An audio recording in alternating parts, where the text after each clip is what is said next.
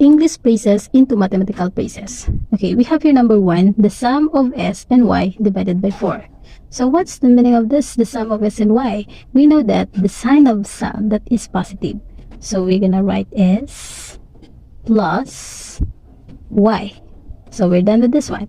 Divided means the var sign by 4.